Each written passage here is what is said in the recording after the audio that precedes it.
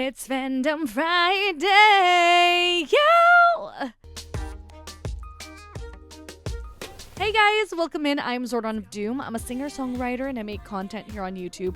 I also stream on Twitch and I have music up on Spotify, Apple Music, and here on YouTube. If you would like to check out anything I do, all links are down in the description, including any and all songs that I react to today. And today I'm reacting to just one song, and that song is by Kenshi Yonezu. I've been such a huge fan of his artistry, his music videos, his songwriting, songs in general. So I'm really looking forward to checking out this music video. The song is called Karasu. And for those who haven't seen any of my reactions in the past, after I watch the music video for the first time, I take the time to go line by line to understand the lyrics. As a songwriter, that's something that's really important to me. So even if the song is in a different language, in this case it's Japanese, I look for an English translation if it's not available as closed captions on the video already. And I just checked specifically for this video, there is an English translation. So we're going to check that out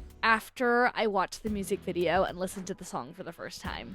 Let's get into it. Alrighty, here is the video. Kenshi Yonezu, Karasu. I believe Karasu means crow in Japanese. But yeah, here we go. In 3, 2, and 1.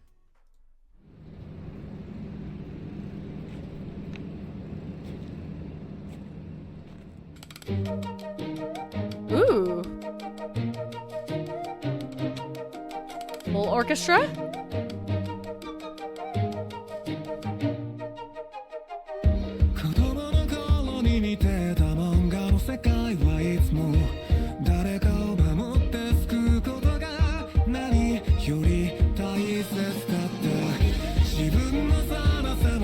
Is this going to be one shot?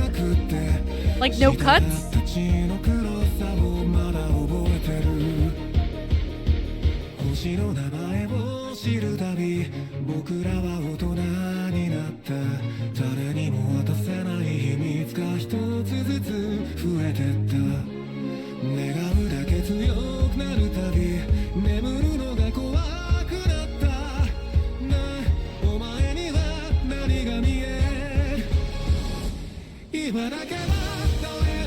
Oh, this is cool! It is gonna be a one-shot, similar to the Music Awards performance he did.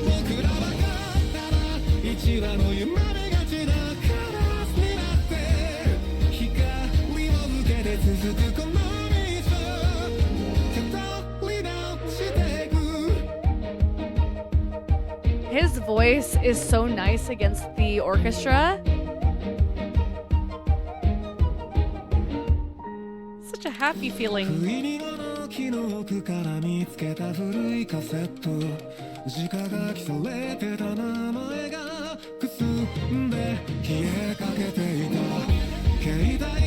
So what, this is what an escalator looks like if you cut it in half?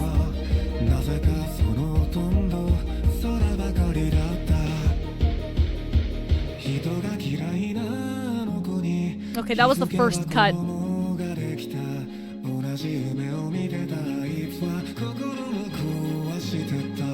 Different perspective too. Oh, is this a ship cut in half too? Like a cross section?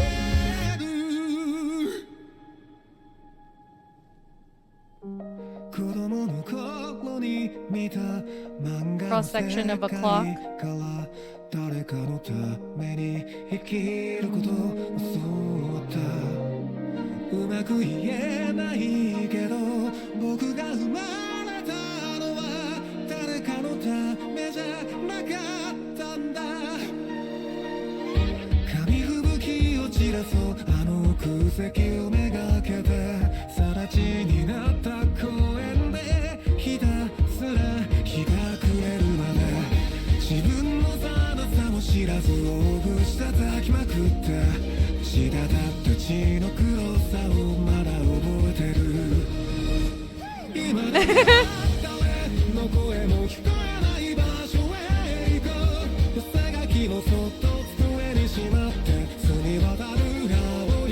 All of this looks practical. Except for, like, the background. No, that looked CG.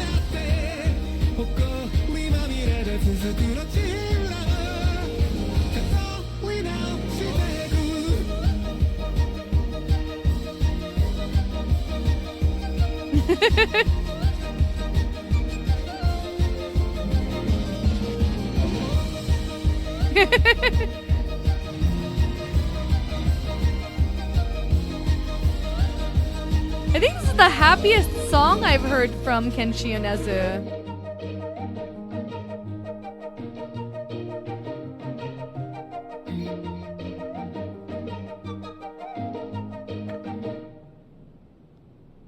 Oh, that's a boat. I didn't realize it was building blocks of a boat. That was really cool. Because now looking at this shot, the ship is split in half, much like what you see in the music video. Along with the blocks, you have the dancers as well. There's a sense of kid-like wonder, childlike happiness. I don't really know what the song is about yet completely, but just based on the music video, I'd like to think that the song is maybe about starting from basics, not getting rid of your childlike wonder, or rediscovering yourself. Acknowledge the childlike wonder, not just in the world around us, but even in everyday objects that we have no idea how they work. That's why everything is sort of cross-sectioned and you can see all the intricate details that you normally don't see on the outside. But yeah, I could go on and on and on about what I think the song is about, but I think it's best to check out the lyrics and see what Kenshi Yonezu wants to convey with his words and the video itself. Tomokazu Yamada did such a good job as a director. Tetsuya Kondo as a cinematographer, incredible. The colors look so vibrant. It looks very simply shot. Like, a good portion of the video itself is a one shot until we get to the latter part of the music video. I'll talk more about the video as I read the lyrics. I find it interesting. I think the piece that he picks up is a sail? I don't know, ship parts. I think something that acts like a sail because you're sailing off on your journey. Maybe I might be thinking too much into it. You know what? I'm just noticing right now because I was so focused on Kenshi Yonezu, I didn't realize that the truck in the background was also cut in half. My brain thought that the door was just open on first watch. I think I didn't really notice until the escalator that something was up, which now, watching this over again, it was kind of obvious, Zor. You can even see, like, the packs of noodles as well, cut in half. It's very interesting. I'm wondering what the statement is here. Ooh, okay. The first line of the first verse says, "In the world of manga I used to read as a child." That's where the childlike wonder I was getting from the video. The dancers dressed up quite youthfully. More than anything, protecting and saving someone was always what mattered most. Oh, okay. Like being a shonen protagonist or someone who gravitates toward superheroes and wanting to be someone who protects. I feel like this is something that we can relate to. If not a superhero, we all had childhood heroes. Unaware of my own childishness, I talked big nonstop. Oh, okay, this is going in a different direction than I thought. And I'm also wondering if this is from Yonezu-san's perspective. Like, he wrote this song based on his own experience. This is very relatable to me. I was told by my parents that as a kid, I was quite the know-it-all just because I watched certain things and read certain books. I was always that person who had the fun facts that nobody asked for. But I'm wondering when he says, I talked big nonstop, he's talking about saving people, saving others in a big way. Like, he's going to do something extraordinary. I still remember the darkness of the dripping blood. Oh, is this younger him finally meeting his first wall? At some point you hit a downfall. Like for Spider-Man, he was riding all of these high highs, and then he loses someone very important to him. Looking back at our younger selves, and even watching children grow up now, we can see how naive we were back then, thinking everything was going to go our way, when reality is far from easy, you know? So these hard and difficult moments challenge that childlike wonder and childlike desire, if that makes sense. With each new star name we learned, we grew up a little bit more. I like that he specifically chose stars to represent knowledge that we attain through education. Growing up every single year, there's something new that we learn. For this song, he particularly chose star names to encompass that. He's basically saying, we mature day by day, year by year. The secrets meant for no one else piled up one by one. Secrets? Because he says it's not for anyone else. Well, let's continue. Maybe he'll talk more about what these secrets are. I like that he took the orange and then put it on a shelf for no reason. I think that might have something to do with that line of secrets that were made for no one. Maybe it's a way of saying we have our own experiences and only we can experience these things. No one else can experience them for us. We are attaining knowledge, we are learning star names, but even though everyone is sort of learning the names of these stars, every single person has their own experience, their own perspective. So what we know is a secret from everyone else, even though we collectively know these names, if that makes sense. I don't know if that makes sense. The stronger I became, the more fearful I became of sleep. I feel like this could go one of two ways. You're afraid of sleep because you want to keep going. You don't want to let anything fall out of your hands. You want to stay strong. Or, because he became stronger, imposter syndrome set in, and he's afraid to fall asleep because if he wakes up, he might not be strong anymore. Maybe it might reset. I don't know. Let's see. Tell me, what is it you see? And then the chorus. For now, let's go somewhere we can block out all the voices. That's why all of the dancers are dancing like nobody's watching. They're blocking out what society's saying. They're blocking out what society wants of you.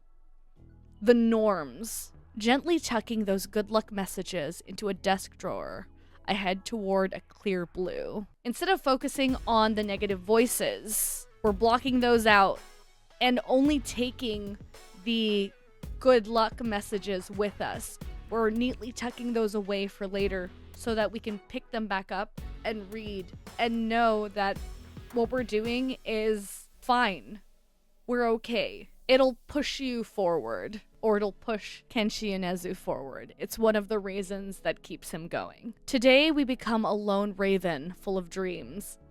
Karasu, raven, meaning we are flying alone, but we have our hopes. We have our dreams with us. We may be alone, but there's a sense of hope within us. You don't mind being alone because you're not actually alone. Bathed in light, we retrace our well-trodden path. It's tried and true. This is something that we know we can do, and we're gonna keep going. And I feel like the bathed in light is the positivity around you and around us. And then we get to verse 2. An old Game Boy cartridge unexpectedly found in the back of a shed. I like this because in the first verse, the first line was talking about manga.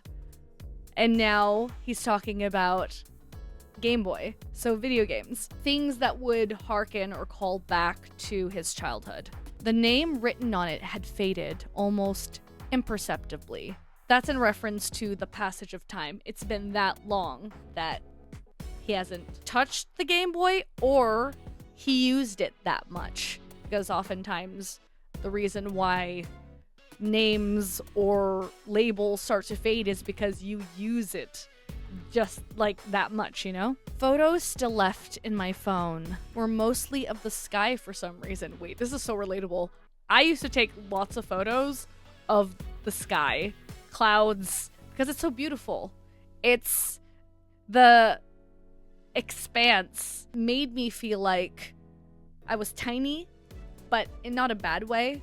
It made me feel like my problems weren't as big as I thought they were. And then this is the first time we get a perspective change. The camera moves behind him as he's going up this escalator. The line reads for the pre-chorus: "She used to hate people, but the next thing I knew, she had a child." People change. He used to pursue the same dreams as me, but now he's a broken man. Damn. Time keeps moving forward, and people have very different experiences. You don't know who or what you're gonna be or where you're gonna be in a year, 2 years, much less 10 years from now. And when you're looking at your childhood to now, huge difference. And he was gone before we could say goodbye.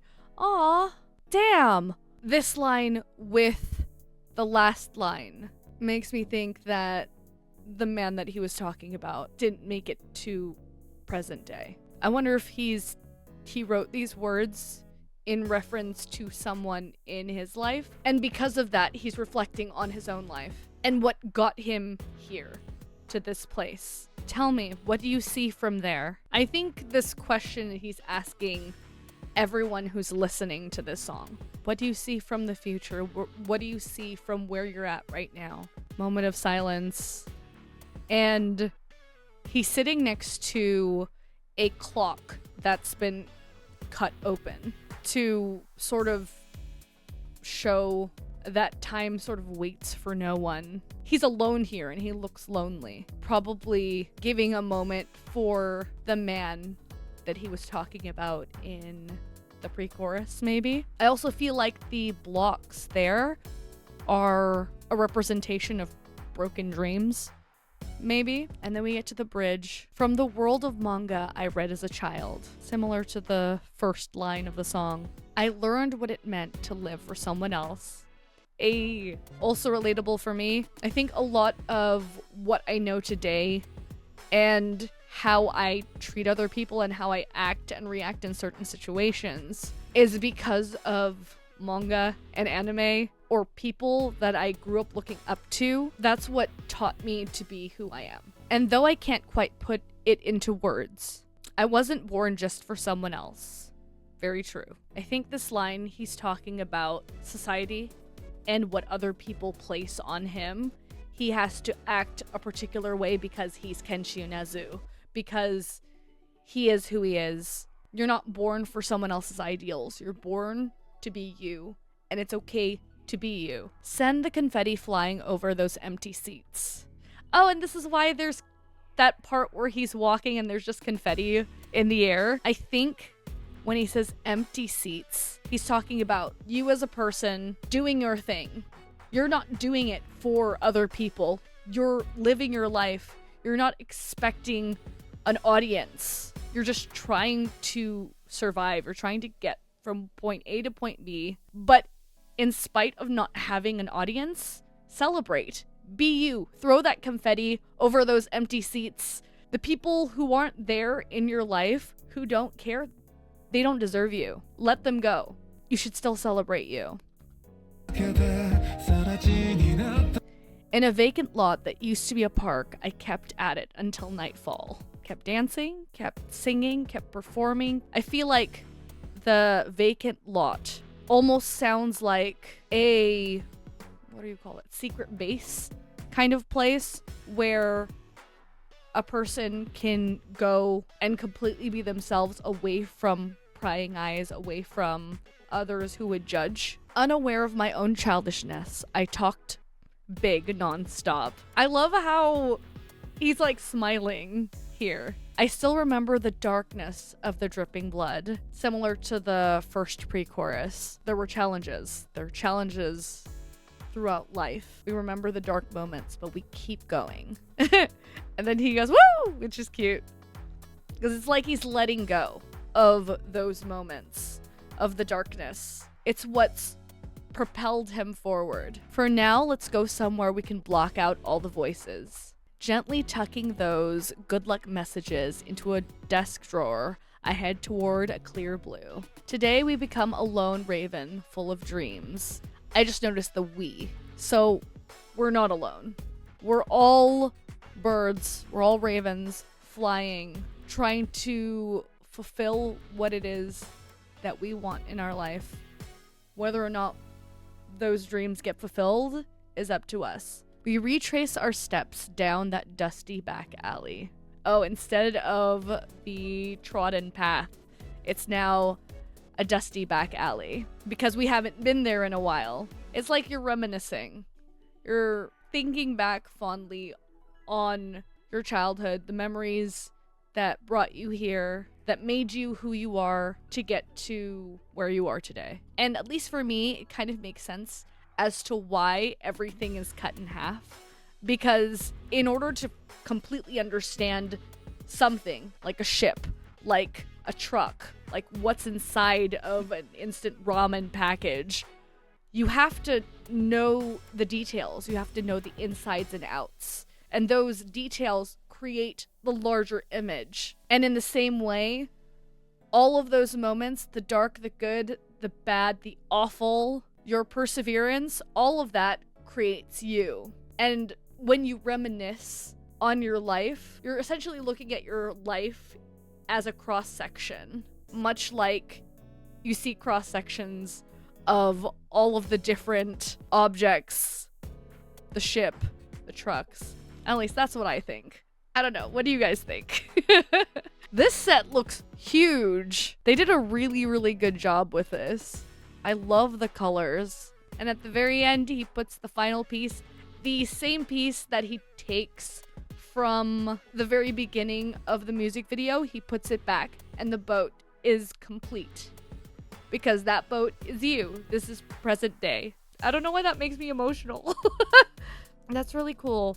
It's a really good music video and wonderful, wonderful lyrics. It's so interesting because I can't even tell what parts are actually practical versus what's CGI. So huge, huge, huge props to the VFX artists. That's honestly what VFX artists should do. They did a fantastic job if you can't even notice. I absolutely loved this video. It actually turned out that the song, in spite of me thinking that it was a very happy-go-lucky sort of song, it turned out to be way more reflective. Alright guys, I think that is it for this reaction. Thank you so much if you're still here at the very end. I hope you have a wonderful, wonderful weekend. And don't forget that no matter how it is you are feeling, you are A-W-E-S-O-M-E.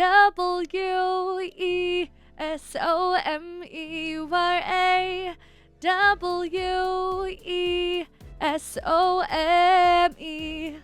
Alright everyone, if you like this kind of content, don't forget to leave a like, subscribe to the channel, and ring that bell for notifications. And comment down below what you think of the song. What's your favorite Kenshi Yonezu song? And I'll see you all in the next video. Bye-bye. Is there hope for tomorrow?